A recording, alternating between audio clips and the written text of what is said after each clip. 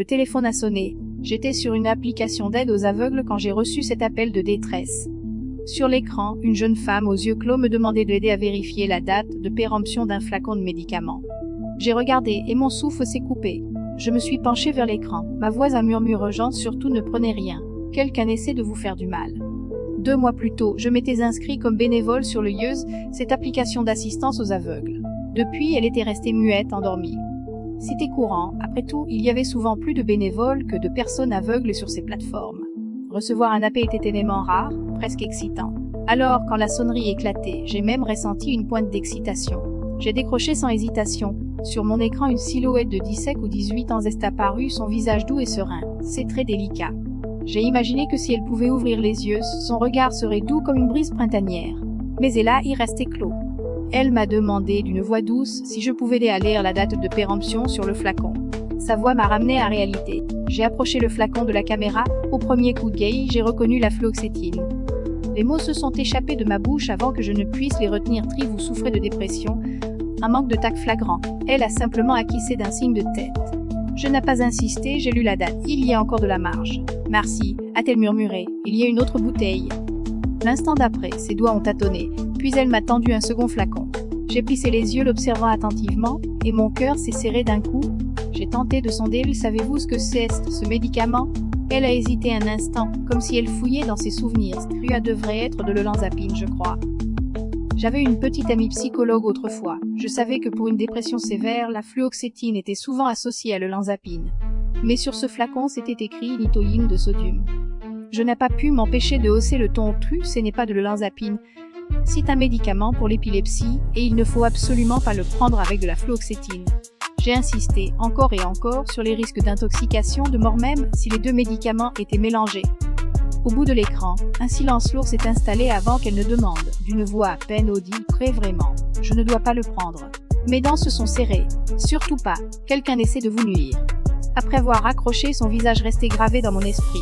Pour un bénévole inconnu, j'avais fait tout ce qui était en mon pouvoir. Le reste du chemin, elle devait le parcourir seule. Mais étonnamment, le lendemain, l'EIE a sonné à nouveau. C'était encore elle. Sa demande m'a coupé le souffle. Pouvons-nous nous rencontrer? Rencontrer un homme que vous ne connaissez pas n'est jamais une bonne idée, ai-je rappelé. Elle a souri amèrement. Pour moi, mes proches sont en fait plus dangereux. Peut-être un étranger serait plus sûr. Au fait, je m'appelle Eliane Morel, pas jeune femme. J'ai regardé son image sur Eliane Morel. Bonjour. Je m'appelle Damien Lefebvre. Si j'accepte de vous rencontrer, qu'attendez-vous de moi? J'aimerais vous demander un service, a-t-elle répondu. Vous pourriez être rémunéré. Pour être honnête, son apparence a été l'une des raisons pour lesquelles j'ai accepté. Difficile de refuser l'aide à une jeune femme d'17 ou 18 ans au regard si clair. Quand nous nous sommes rencontrés au café, elle était encore plus belle qu'en vidéo. J'avais imaginé qu'elle voulait me demander d'être témoin pour porter plainte, ou même de l'aider à trouver la personne qui lui voulait du mal. Mais à ma grande surprise, elle s'est assise et m'a dit quelque chose qui m'a glacé le sang. « Monsieur Lefebvre, je voudrais vous demander de m'épouser. » Mon esprit est resté bloqué quelques secondes. Si la première fois que nous nous voyons, elle m'a coupé la 3e fois. D'accord, si l'on compte les 2 appels vidéo. Mais c'est encore trop peu. Elle a insisté et alors, est-ce oui non? Mon silence est éternisé. Elle a froncé les sourcils, si parce que je suis aveugle. J'ai dit en secouant la tête, non, ce n'est pas ça le problème. Le problème, c'est que nous ne nous connaissons pas. Elle a soupiré. Je ne vous l'ai pas dit, les étrangers sont les plus sûrs. J'ai cédé à la curiosité. Pourquoi? Parce qu'un étranger n'a aucun intérêt personnel lié à moi. Puis, elle levait un peu la tête, sa respiration légère, comme si elle s'apprêtait à soulever un poids qui l'oppressait depuis des années. Eliane Morel a commencé son récit. Elle portait le nom de sa mère Morel, car elle n'avait jamais connu son père. Sa mère était décédée 3 ans plus tôt, la laissant totalement seule. Elle n'était au départ qu'une jeune fille aveugle, mais sa mère lui avait laissé une fortune. Dès lors, elle était devenue l'aveugle riche. Pour elle, cet argent était une malédiction. Et 16 ans, ses proches ont afflué se disputant le rôle de son tuteur. Elle savait au fond de son cœur que ce n'était pas de l'affection, mais une cupidité dévorante, l'envie de s'emparer de son héritage sans descendance. Ces disputes l'avaient enveloppé comme un brouillard toxique. Son moral s'était effondré jour après jour, pour finalement sombrer dans une dépression profonde. Plusieurs fois, elle s'était retrouvée au bord de la fenêtre, les pieds suspendus dans le vide. Une fois, son cousin l'avait rattrapée de justesse, la tirant du gouffre. Son cousin était le seul dans ce groupe à avoir été bon avec elle. Quand elle était petite et ne voyait pas, il lui lisait des histoires, page après page, tout près de son oreille. Elle adorait son chat tigré, mais il était sauvage comme le vent, disparaissant dès qu'on le touchait. Alors, à chaque visite, il parcourait la cour avec un sac en toile juste pour qu'elle puisse sentir cette boule de poil chaud. Si son cousin qui lui avait appris qu'à 16 ans, avec des moyens financiers, on n'avait plus besoin de tuteur légal. Les proches, avec leur intention douteuse, s'étaient alors retirés du champ de bataille, à contre-cure. Mais son cousin, lui, était resté, prenant soin d'elle comme avant. Sans lui, elle ne savait pas si elle aurait survécu au jour qui avait suivi la mort de sa mère. Après le lycée, elle n'avait pas continué ses études. Son cousin avait toujours voulu qu'elles essaient l'université, qu'elles sortent, au moins pour voir le monde. Mais elle était profondément complexée et sa dépression la gardait cloîtrée. Jusqu'à ses 18 ans, l'atmosphère a commencé à changer. Son cousin était toujours aussi gentil, mais cette gentillesse était teintée d'une étrange nuance. Il la touchait par inadvertance, sa respiration devenait plus rapide quand il la regardait. Les personnes aveugles sont sensibles aux changements dans l'air. Même sans voir, elle sentait cette anxiété qui planait entre eux quand ils étaient seuls. Elle a commencé à l'éviter, mais il aperçut sa détresse. Pourtant c'était son cousin. Même si ses sentiments avaient changé, la moralité et la loi ne le permettaient pas. Et pour elle, il n'y avait que l'affection et la gratitude, rien d'autre. 2 mois auparavant, il lui avait déclaré sa flamme avec émotion. Elle l'avait immédiatement rejeté. Elle avait entendu la douleur dans sa voix, mais elle était impuissante. Heureusement, après quelques jours de silence, il était revenu comme avant, la faisant rire, restant à ses côtés. Elle s'était sentie soulagée, pensant que les choses pourraient continuer ainsi. Mais après cela, son corps avait commencé à réagir étrangement. La fluoxétine et l'olanzapine que le médecin lui avait prescrit avaient amélioré son humeur, mais peu de temps après, son moral avait plongé à plusieurs reprises, accompagné d'oppressions thoraciques et de maux de tête. Ce jour-là, elle m'avait appelé à l'aide. Elle soupçonnait que ses médicaments avaient été échangés, et il s'est avéré qu'elle avait raison. Le récit d'Eliane Morel achevé, je suis resté silencieux un long moment. Donc, vous suspectez votre cousin voir échanger le lanzapine contre de la phénitoïne de sodium. Elle a acquiescé doucement. À part le médecin, la seule personne qui pouvait toucher ces médicaments était son cousin. Mais une chose me chiffonnait, même si l'amour se transforme en haine, irait-on jusqu'à un geste aussi cruel? Elle a murmuré, peut-être que c'est pour l'argent. S'il s'agissait d'argent, ne le lui donneriez-vous pas? Ai-je demandé. Après tout, vous avez dit qu'il était le seul parrain qui était bon avec vous.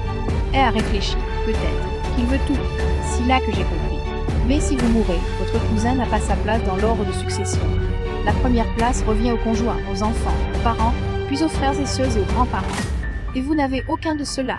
Cela signifie qu'en cas de votre décès, l'argent serait probablement reversé à l'État pour des œuvres de bienfaisance, et non à votre cousin. Exactement, normalement il n'y aurait pas droit. Mais ma situation est différente. Si le tribunal juge que ces 3 années de tutelle et de soins ont un sang réel, il aurait une chance de contester cet héritage. Je crois qu'il y a eu des précédents similaires. Le visage d'Eliane Morel s'est alourdi à ces mots, comme écrasé par un poids. Finalement, elle a exhalé un long soupir. Donc il est immobile. J'ai fixé son visage un instant. Cette jeune femme devant moi n'est absolument pas le lapin blanc faible et inoffensif qu'elle semblait être. Une réalisation soudaine m'a frappée, vous me proposez de vous épouser pour dissuader votre cousin, n'est-ce pas?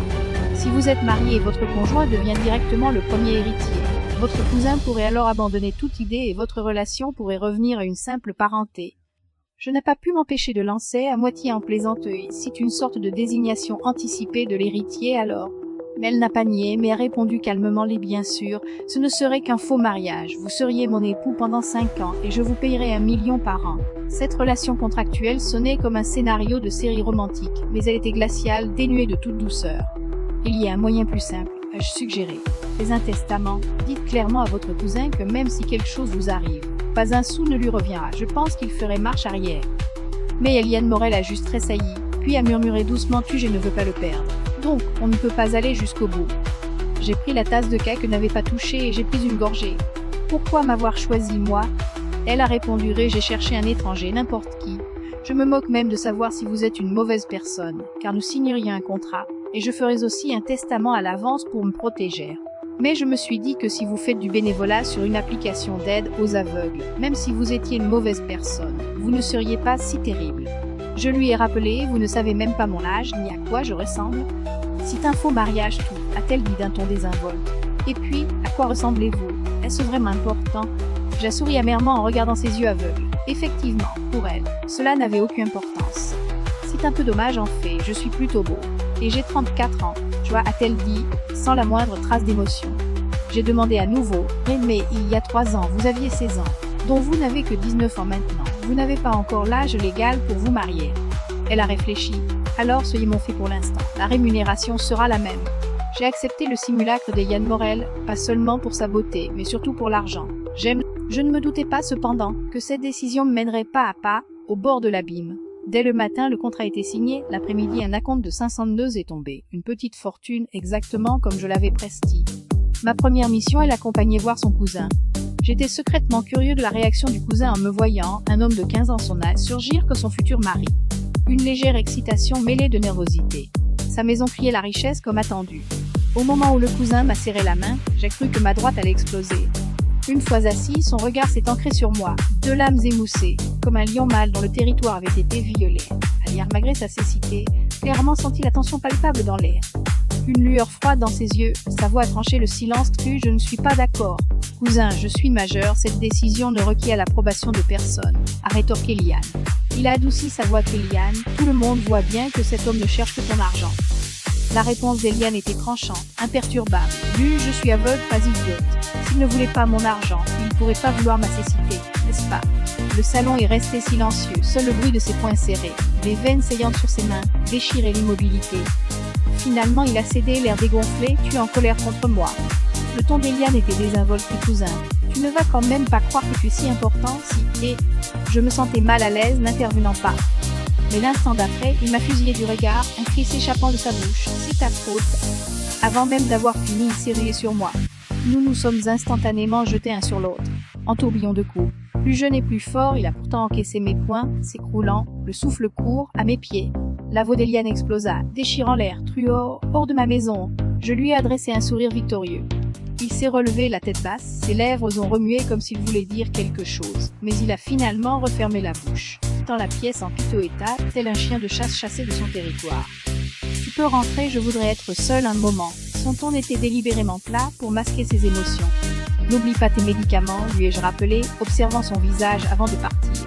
Une fois dehors, j'ai glissé mes mains dans mes poches. Mes doigts ont touché une masse dure. En la sortant, j'ai découvert un petit bout de papier plié finement.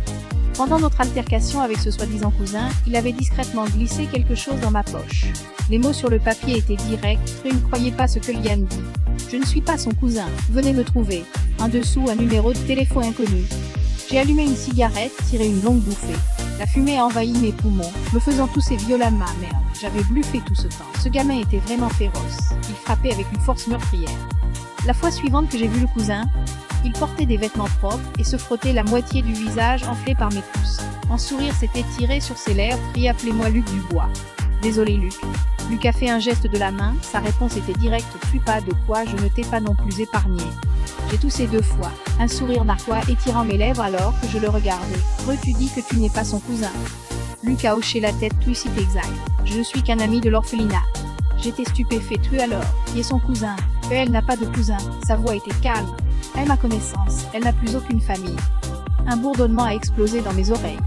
Mais Eliane m'a dit elle-même qu'il y a 3 ans, elle vivait encore avec sa mère et qu'après le décès de sa mère, les proches se sont déchirés pour sa tutelle. Tout ça ne serait que des mensonges, pourquoi me mentirait-elle? Luc a baissé les yeux, ce n'est pas intentionnel. Elle ne fait plus la distinction elle-même. Elle souffre de troubles délirants. Le récit de Luc était lourd, empreint de souvenirs. J'ai toujours aimé Eliane depuis mon enfance. Je ne sais rien de sa vie avant l'orphelinat. Elle n'en parlait jamais et les enseignants interdisaient d'en parler. Elle était toujours seule. J'ai essayé par tous les moyens de jouer avec elle, mais elle me traitait comme de l'air. Ce n'est que bien plus tard qu'elle acceptait que je lui lise des histoires. Je savais qu'elle aimait les chats, alors je courais après les chats tigres et grincheux dans toute la cour pour qu'elle puisse leur toucher la patte, et leurs griffes me laissaient des marques sanglantes sur les bras. Pourtant, chaque fois qu'ils étaient près d'elle, ils étaient doux comme des boules de coton. Eliane souriait rarement, seulement quand elle caressait un chat, un léger pli apparaissait au coin de ses lèvres. Pour ce sourire, j'ai souffert beaucoup ces années-là. Et 16 ans, elle a insisté pour quitter l'orphelinat. J'ai eu le culot de la suivre. Je savais qu'elle ne me prenait pas au sérieux, mais une fille de 16 ans, avec une mauvaise vue, que ferait-elle sans moi? Elle avait un peu d'argent laissé par sa mère, mais je savais que ce monde est impitoyable envers les faibles. Cet argent n'attirerait que convoitises et dangers. Au début, elle m'appelait cousine. Je pensais que c'était juste pour éviter les commérages, alors je l'ai laissé faire. Mais sans que je m'y attende, cette appellation est devenue sa réalité. Elle m'a vraiment pris pour son cousin. Le médecin m'a dit plus tard qu'elle souffrait non seulement de dépression, mais aussi de graves troubles délirants. Il ne fallait pas la contredire directement, sinon cela risquerait de la faire complètement s'effondrer. Alors, j'ai suivi ses fantasmes, j'ai vécu dans son monde, sa mère était décédée il y a 3 ans, et j'étais ce cousin qui nourrissait des sentiments inappropriés pour elle. Je l'aime vraiment et je veux prendre soin d'elle, mais pas de la manière qu'elle imagine. Je te dis tout ça dans l'espoir que tu aies un peu de compassion pour elle et pour moi. S'il te plaît, par ces médicaments, je ne les ai absolument pas touchés. Après avoir écouté son histoire, je n'ai fait que le dévisager avec un regard sceptique. Luc est devenu un peu nerveux. Sa voix s'est accélérée. Je sais qu'Eliane a signé un contrat avec toi. Combien t'a-t-elle donné? Je te paierai la même somme. Je n'ai pu m'empêcher de rire. Tu n'as pas l'air d'être un homme riche. Il s'est gratté la tête avec embarras. Cela prendra peut-être du temps, mais je payerai. Aux conditions que tu acceptes de la quitter. Je me suis appuyé contre le dossier du fauteuil. D'un ton lent et posé, vous avez chacun votre version des faits. Comment savoir qui croire? Luc est resté silencieux un long moment, puis ses yeux se sont soudain éclairés. Et le médecin, elle a un psychologue attitré, Sylvie Renaud. Va la voir. Elle peut que Yann souffre vraiment de troubles délirants. J'ai acquiescé pendant que je crois. Son expression a été un moment confuse. Mère, merci. Mais j'ai ajouté mais je ne quitterai pas Yann Morel. C'est jeune comme lui, si facile à manipuler en amour, et une fois blessé par les sentiments, encore plus susceptible d'être influencé par les paroles. Je l'ai facilement convaincu que s'éloigner un peu fait du bien à l'amour. Partir un certain temps ne leur ferait aucun mal, ni à lui ni à Yann. J'ai même promis que le jour de son retour, si tous deux étaient d'accord, je résilierais le contrat et lui rendrais à Yann. Ce que je n'ai pas dit à Luc, c'est que son départ était tout aussi crucial pour moi. Ce temps libéré me suffirait pour sculpter le Boise, que j'avais en main en un navire stable. Une fois le navire à l'eau, je pourrais descendre le courant, droit vers ma destination. Oui, je suis certain que Luc n'a pas touché aux médicaments d'Eliane. Parce que ces médicaments, c'est moi qui les ai modifiés. Après avoir raccompagné Luc, je suis allée directement à cette clinique psychologie au sud de la ville. En poussant la porte, j'ai vu la femme en robe beige. La trentaine, elle m'a accueillie avec un sourire. Je l'ai serrée dans mes bras. C'était Sylvie Renaud, la psychologue d'Eliane Morel. Je pensais que tu ne viendrais pas, a-t-elle dit, un sourcil légèrement levé, un ton teinté de reproche affectueux. Comment ça, nous avions rendez-vous aujourd'hui? Les nouvelles têtes et que les anciennes, a-t-elle soupiré, faisant semblant. Je me suis penchée et lui ai donné un léger baiser sur les lèvres. Une petite jeunette ne te vaut pas, ma chérie. Sylvie a ri, les coins de ses yeux brillants, 2 touches de rouge montant à ses joues. Je l'ai relâché et me suis assis sur le canapé tribon. Nous devrions parler d'Eliane Morel. Sylvie et moi, nous collaborons dans ce métier depuis 10 ans. Nos proies sont toujours choisies parmi ses patientes, en sélectionnant les plus appropriées. Des femmes célibataires, isolées et sans défense, surtout celles dont l'état mental est fragile. L'amour est l'appât, le mariage le piège. Une fois qu'elles tombent dans nos filets, l'argent afflue naturellement vers moi. Et après leur départ accidentel de ce monde, en tant que conjoint, je suis le seul héritier. Eliane Morel est une cible parfaite, orpheline riche, aveugle, dépressive, recluse et souffrant de troubles délirants.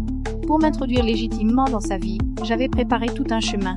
D'abord, j'ai fait développer une application d'aide aux aveugles appelée Les Yeux.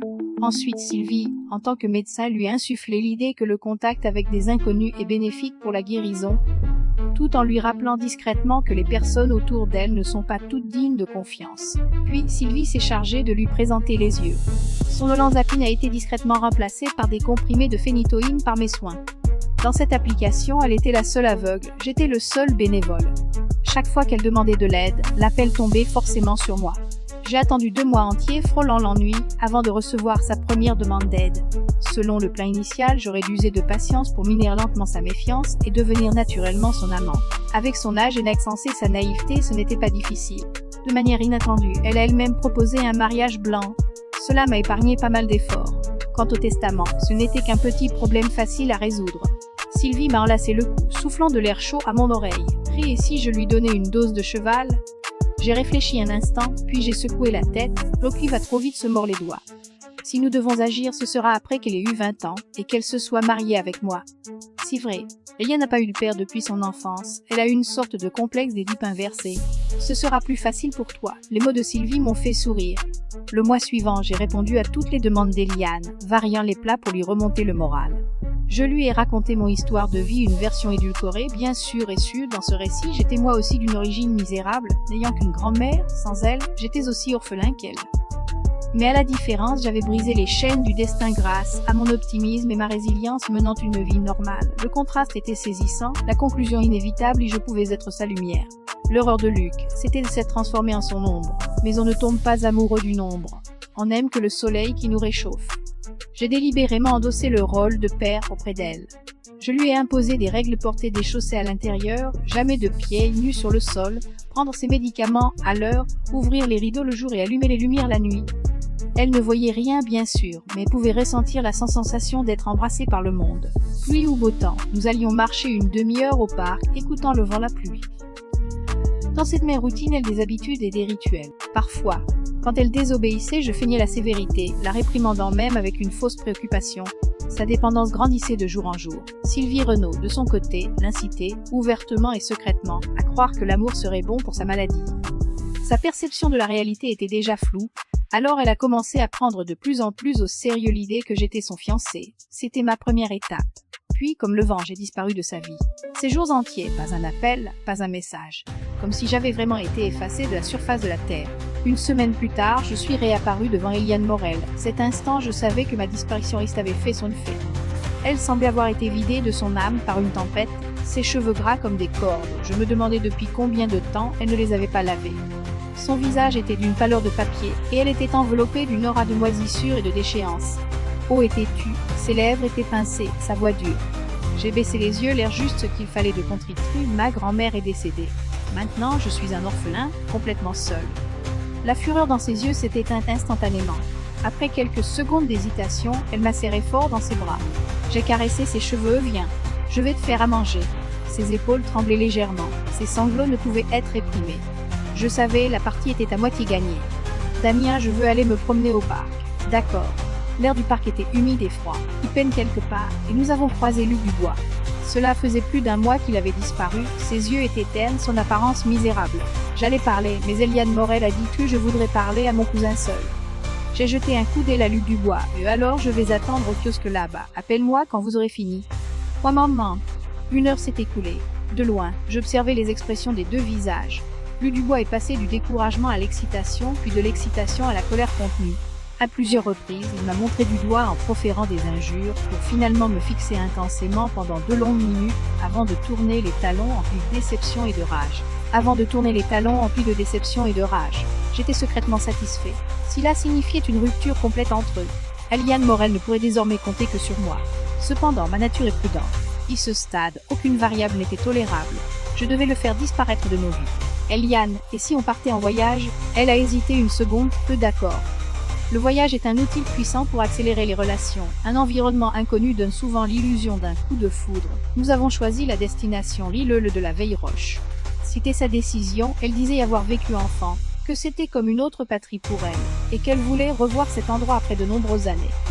Peu m'importait où nous allions, du moment que c'était loin de Luc Dubois. Pendant les préparatifs, Luc Dubois n'est pas apparu. Je me demandais ce qu'elle lui avait dit. Put sembler que cette fois il était profondément blessé.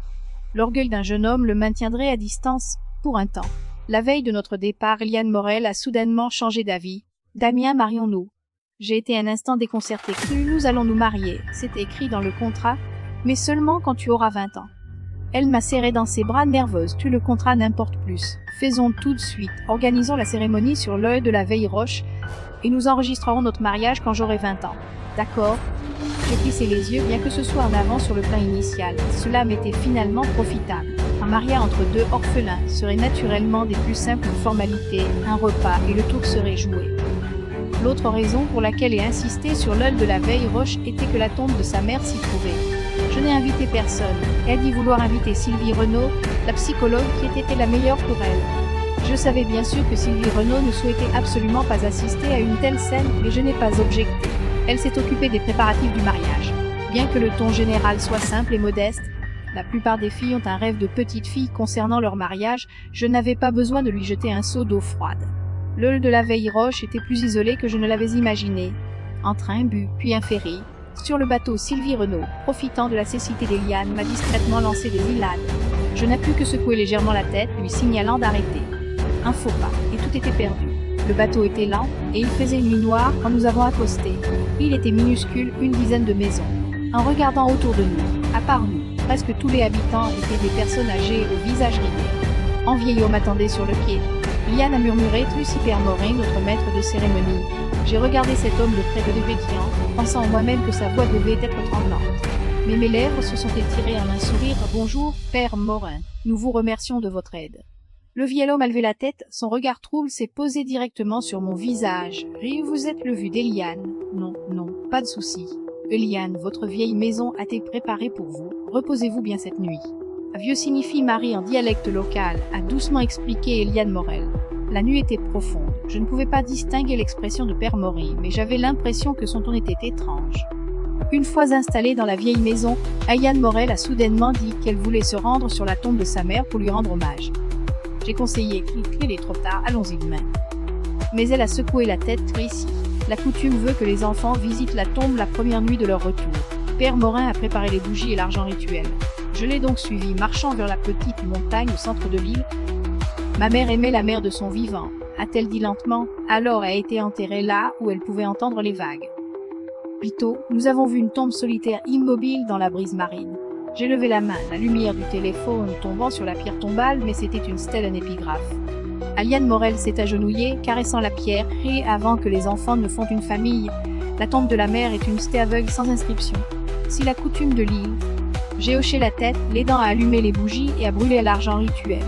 Elle a regardé la tombe en murmurant « Maman, bientôt ta pierre tombale aura un nom. » La brise marine, chargée d'une fraîcheur humide, a lentement rampé dans mes eaux par derrière. Ces jours-ci, Eliane Morel était occupée par les arrangements du mariage et ne me laissait pas intervenir. Je profitais de l'occasion pour me promener sur l'île avec Sylvie Renaud. Étrangement, il n'y avait pas un seul jeune sur toute l'île. Chaque fois que les vieillards apprenaient que j'étais le fiancé d'Eliane, ils fronçaient légèrement les sourcils et se détournaient. Père Morin s'est approché, un sourire figé, ils ont tout vu la mère d'Eliane grandir, puis Eliane elle-même. Ils sont attachés à elle. Vous êtes un étranger, la méfiance naturelle, soyez compréhensif. Sylvie Renaud m'a tiré à part, murmurant entre Damien, mon œil gauche n'arrête pas de sauter. J'ai pincé sa joue, ne sois pas superstitieuse, nous partirons demain après le mariage. Le jour du mariage est enfin arrivé. Ma grande surprise, Eliane Morel avait installé de réception sur la montagne, près de la tombe de sa mère. En regardant autour de moi, la décoration ressemblait plus à une chambre funéraire qu'à un lieu de mariage. J'ai pensé qu'elle était malade, qu'elle voulait être que sa mère la voie, se marièrent. De plus, les mariages et les funérailles ont quelques similitudes dans leur aménagement, et je n'ai pas pris la peine de poser plus de questions. De toute façon, j'étais convaincue qu'elle était entièrement sous mon contrôle. Les invités étaient tous des personnes âgées, leur visage inexpressif, leur regard trouble, s'asseyant lentement. Étrangement, ils ne levaient pas, mais ils portaient tous des imperméables. Soudain, toutes les têtes se sont tournées en même temps. J'ai suivi leur regard, mes poils se sont hérissés instantanément. C'était Eliane Morel. Elle portait des vêtements de deuil, s'avançant vers moi. J'allais ouvrir la bouche, quand un coup violent s'est abattu sur l'arrière de ma tête, aussi rapide qu'un éclair. Dans le flou de ma vision, la silhouette de Père Morin envahit mon champ de vision. Il tenait une matraque en bois, a craché violemment sur le sol. Quand j'ai rouvert les yeux, Sylvie Renaud et moi étions ligotés. Eliane Morel se tenait devant nous, son expression aussi froide que la mer gelée. Damien, après aujourd'hui, la stèle aveugle de ma mère aura un nom. Un fait, je devrais t'appeler beau-père. Que veux-tu dire, Eliane? Peux-tu nous détacher d'abord? Je suis sûre qu'il y a malentendu. Ne t'inquiète pas, sa voix était comme une lame. Tu mourras en sachant pourquoi. Son récit s'est déroulé lentement. J'ai la dépression, mais je n'ai jamais eu de délire. Je sais distinguer le vrai du faux. C'est pourquoi l'histoire de ma mère est inoubliable. Je n'ai jamais vu mon père. Ma mère et moi avons vécu seuls sur le lieu de la Veille Roche pendant quelques années. Les grands-parents de l'île nous traitaient comme de la famille. Ce n'est qu'en grandissant que j'ai appris que ma mère avait aussi grandi sur cette île. Ses parents étaient morts jeunes. Un fait, ma mère et moi étions le même mot. Ma mère a grandi en mangeant la nourriture de toutes les familles de l'île. L'endroit est isolé, les jeunes partent travailler dès qu'ils sont adultes, et au fil du temps, il n'y a plus eu que des personnes âgées sur l'île. Les anciens aiment les enfants. Ma mère se disait la chef de l'île, et chaque fois qu'elle allait chez un voisin, elle ramenait une poche de friandises. Elle n'a jamais oublié ses cadeaux, et elle avait l'habitude de leur parler, d'écouter leurs vieilles histoires qui se répétaient depuis des décennies. En grandissant, si quelqu'un avait un problème, elle aidait, si un vieil homme était abandonné par ses enfants, elle intervenait. Ces personnes âgées la considéraient comme leur propre fille. Et elle a toujours resté les anciens de l'île comme ses propres parents. Plus tard, elle s'est mariée et m'a mise au monde. Mais le destin a été cruel. Je suis née aveugle et mon père est décédé prématurément.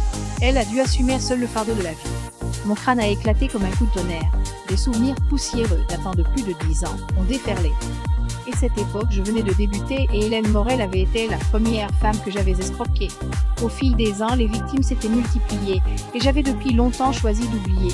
Mais à cet instant, son visage est apparu d'une clarté saisissante, envahissant toute ma conscience. Je me suis aussi souvenu qu'elle avait effectivement une fille aveugle. Mon regard s'est porté sur la stèle vierge non loin de là, un frisson glacial m'a parcouru l'échine. Côté de moi, Sylvie Renaud pleurait à chaudes larmes, terrifiée. La voix d'Eliane, plate comme une surface de glace, a continué, ma marée est morte. Bien sûr, tu n'aurais pas pu m'adopter. Alors, tu m'as envoyé à l'orphelinat. Je suis désolée, ma gorge s'est serrée. Elle a secoué la tête, poursuivant d'une voix glaciale. Shane quittant l'orphelinat. Il m'a fallu beaucoup de temps pour trouver le de Renaud, puis je me suis mêlée à ses patients. J'ai joué la longue attente, attendant que vous me choisissiez. Je savais que tu ne ciblerais que les femmes riches. Je n'avais pas d'argent, mais j'avais des grands-parents à t'offrir. La comte de Saint-Guieux, c'était l'épargne de toute une vie des anciens de l'île, rassemblée pièce par pièce. J'ai balayé les visages autour de moi. Les regards des anciens étaient froids comme ceux de Lyon, sans la moindre émotion. Elle a esquissé un léger sourire, bien sûr. Je savais que le de Renaud avait discrètement échangé mes médicaments. Et ce moment-là, j'ai failli bondir. Parce que je savais que tu mordais enfin à l'hameçon. Elle m'a recommandé d'utiliser l'application Lisieux, j'étais perplexe. Mais dès que j'ai décroché le téléphone et entendu ta voix, j'ai compris que le moment était venu. Damien, n'est-ce pas? Tu te souviens de ce nom? C'est toi qui as tué ma mère. Selon les règles de l'île, si quelqu'un est assassiné et que sa vengeance n'est pas accomplie, on ne peut pas graver son nom sur la tombe. Une tombe sans nom, c'est comme une personne sans yeux, on appelle ça une stèle aveugle. Damien, je ne pouvais pas laisser ma mère passer l'éternité sans yeux, comme moi, n'est-ce pas? Quand elle a fini de parler, j'ai enfin tout compris. Et Luc Dubois alors, il n'avait rien à voir avec ça. Quand j'ai su qu'il t'avait vu en secret, j'ai paniqué, c'est vrai. Alors, la deuxième fois qu'est venu, j'ai mis toute mon énergie à le chasser, c'est la fois où tu l'as vu dans le pavillon. Je me suis souvenu du regard de Luc ce jour-là. Il était en réalité qu'un pauvre idiot prêt à braver l'enfer par amour. Portant un dernier espoir, j'ai supplié avec ferveur Iliane, parlons, livrez-moi à la police, je vous en supplie, laissez la loi me juger, si vous me tuez, vous irez aussi en prison. Elle a secoué la tête d'un air détaché, tu n'as pas tué ma mère de tes propres mains. Livré à la police, tu ne mourras pas. J'ai agrippé cette idée comme une bouée de sauvetage, si vrai, si vrai. Je ne l'ai pas tué de mes propres mains, c'était un accident. Et à qui c'est exact. Et je n'ai pas l'intention de tuer de mes propres mains non plus. Un soupir de soulagement m'a traversé. Parfait, tant que vous ne me tuez pas. N'importe quelle punition me convient. Mais soudain elle arrive, j'ai dit que je ne te tuerai pas. Mais les anciens de l'île m'aimant bien, sans pour autant faire tout ce que je leur dis. Je ne peux pas les raisonner. Je suis restée sidérée ne comprenant pas ces mots, et j'ai inconsciemment balayé du regard les environs. Les visages des anciens se sont allumés en un instant. Leurs yeux auparavant ternes se sont mis à briller, comme un tas de bois s'est enflammé par le vent. Père Morin avait sorti, je ne sais quand, un couteau de boucher et s'approchait lentement de Sylvie Renaud. Sylvie Renaud était déjà livide de terreur, hurlant à plein poumon. « Laissez-moi, au secours! J'ai fait une erreur! Damien, cours !» Les cris déchirants de Sylvie Renaud n'avaient pas encore cessé qu'un vieil homme d'environ 70 ou 80 ans avait levé la main et planté un couteau. La lame, d'un mouvement sec et précis, s'est enfoncée dans sa cavité abdominale. Ses pupilles ont vacillé instantanément. Elle n'a même pas eu le temps de finir sa phrase qu'une deuxième lame a transpercé celle d'une vieille femme aux cheveux argentés. Puis la troisième, les lames tombaient encore et encore, jusqu'à ce qu'elle ne puisse plus émettre le moindre son. Le sang a jailli violemment au mot où les lames étaient retirées. Des gouttes d'hémoglobine ont éclaboussé les imperméables, glissant le long des orlets, s'enfonçant dans la terre humide. C'est à ce moment-là que j'ai compris pourquoi tous ces anciens portaient des imperméables. La signification de la mort m'a serré gorge comme une corde, tour après tour. Je me suis forcée à rester calme. C'était ma seule issue. Eliane a de l'argent. Je peux acheter ma vie. Les sourcils d'Eliane se sont froncés. Je ne veux pas d'argent. Je veux ta mort. Les anciens se rapprochaient pas à pas. Mes paumes transpiraient à grosses gouttes, mais mes mains agissaient plus vite. Depuis un moment déjà, j'avais frotté une pierre sur mes liens. Si seulement ça se brisait, si seulement je pouvais me libérer. Ce n'était qu'un groupe de vieillards et une fille aveugle. J'aurais une chance de m'échapper, voire de contre-attaquer. Au moment où Père Morin a levé ce couteau de boucher encore maculé de sang, j'ai senti une légèreté à ma cheville, la corde s'était enfin brisée. Je me suis élancée comme une bête sauvage, renversant Père Morin, prenant appui sur lui pour m'enfuir à toute vitesse. Les anciens ont été pris au dépourvu par cette scène inattendue. Leur désordre était palpable. J'ai ricané en me retournant, Triaoa. Vous avez tué Sylvie Renaud. Si je m'échappe, aucun de vous ne s'en sortira vivant l'immunité. Tout le monde ira en prison pour mourir. Aliane a parlé d'une voix calme. Le prochain bateau n'arrive que dans 3 jours. J'ai figé la panique dans mes yeux, a cédé la place à une rage grandissante. Alors, je n'ai plus qu'à me défendre. Tuer n'était pas chose nouvelle pour moi, après tant d'années d'escroquerie. J'ai ciblé une vieille femme tenant un couteau de cuisine, m'apprêtant à le lui arracher, quand soudain du coin de l'œil, j'ai aperçu une silhouette fulgurante se précipiter. Cette vitesse et personne sur cette île ne devrait être aussi rapide. J'étais encore sidéré lorsque la lame froide s'est enfoncée dans mon flanc. J'ai baissé les yeux pour regarder ce jeune visage, c'était Luc Dubois. Mon corps a vacillé et je suis tombé lourdement au sol. Les anciens se sont immédiatement regroupés autour de moi, leurs mains sous les imperméables brandissant des couteaux. Leurs éclats froids ont clignoté encore et encore devant mes yeux. Non, Aliane. La voix de Luc tremblait légèrement. Pardonne-moi d'être venu. Je ne peux pas t'abandonner. Dans le bref silence, Aliane a soupiré alors, qu'il en soit ainsi. Il s'est approché de moi. Père Morin lui a tendu le couteau, guidant personnellement sa main vers l'emplacement de mon sueur. Il s'est penché, murmurant à mon oreille « Et maintenant, je te pardonne ». Peine ces mots prononcés, la pointe du couteau a violemment transpercé ma poitrine. Dans la salle de réunion de l'Ol de la Veille Roche, l'air était pesant. Le silence a d'abord été rompu par Aliane Cri « Je vais me rendre ». Non, n'importe quoi. Tous les vieux de l'île sont contre. Le premier nom venait de Luc, les autres étaient les anciens qui rejetaient l'idée d'une seule voix. Père Morin, s'appuyant sur sa canne, a fait un pas en avant. Liane est venue rendre visite à sa famille. Nous n'avons jamais vu de Damien ni de Sylvie Renaud. Nous n'en avons jamais entendu parler de notre vie. Aliane a secoué la tête. On ne pourra pas le cacher éternellement. Père Morin avait la main pour la retenir. Tu as dit qu'il n'avait ni famille, ni victime à venger. L'affaire, on la traînera le plus longtemps possible. 3-5 ans de préférence jusqu'à ce que nous carcasse, soyons tous sous terre. De toute façon, je n'ai plus beaucoup d'années à vivre. Écoutez bien, à part toi et Luc, les autres. En rentrant, vous écrirez vos testaments. Vous y mettrez 6 mois qu'il est tué. Le premier qui mourra de vieillesse portera le chapeau. Compris. Les anciens ont murmuré un écho, y compris. Comment on fait si on ne sait pas écrire? Je l'écrirai. Tu n'auras qu'à poser ton empreinte. En écoutant, Aliane a finalement laissé les larmes couler votre réputation alors. Père Morin a ricané. Quand on est mort, on regarde le ciel. J'ai vécu plus vieille étanche, j'ai déjà tué des gens, la réputation. Qu'est-ce que ça peut bien faire? Sur le flanc de la montagne de la Veille Roche, la brise marine, imprégnée de sel, soufflait doucement. Aliane se tenait devant la tombe de sa mère. La stèle vierge était désormais gravée de profonde entaille de fer. L'aube de ma tendre mère Hélène Morel, érigée par sa fille dévouée, Hélène Morel. Luc a ouvert la bouche pour demander, mais n'a rien dit, baissant la tête. Le vent léger a balayé leurs cheveux. Je t'aime aussi, a murmuré Yann.